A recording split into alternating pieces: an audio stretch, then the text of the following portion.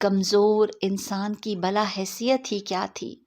وہ جو کچھ دیر قبل نئے گھر کی تعمیر کے منصوبے بنا رہے تھے، نئی دکان اور نئے کاروبار کی منصوبہ بندی کر رہے تھے، شادی اور نکاح کی امیدیں باندھ رہے تھے، نئی کار اور نئے کپڑوں کی خریداری کر رہے تھے، اولاد کے مستقبل کی پلاننگ میں مصروف تھے، اپنے تمام ارادے اور سارے عزائم بھول گئے، مائیں دودھ پیتے بچے چھوڑ کر بھاگیں، حاملہ عورتوں کے حمل گر گئے، طاقتور کمزوروں کو کچلتے اور نوجوان بوڑھوں کو چھوڑتے بھاگنے لگے۔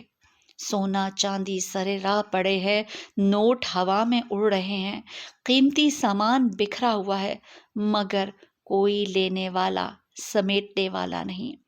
گھر، کاروبار، رشتہ دار، ناتا و اسباب سب غیر اہم ہو چکے ہیں، ہر نفس صرف اپنی فکر میں ہے۔ آج انسان سب کو بھول گیا ہے، صرف ایک خدا کو پکار رہا ہے، مگر کوئی جواب نہیں آتا۔ دہریے اور ملحد بھی نام خدا کی دہائی دے رہے ہیں، مگر کوئی جائے عافیت نظر نہیں آتی۔ بربادی کے سائے پیچھا نہیں چھوڑ رہے، موت ہر جگہ تعاقب کر رہی ہے، مصیبت نے ہر طرف سے گھیر لیا ہے۔ آخر کار زندگی موت سے شکست کھا گئی، زندگی ختم ہو گئی، مگر اس لیے کہ زندگی کو اب شروع ہونا تھا۔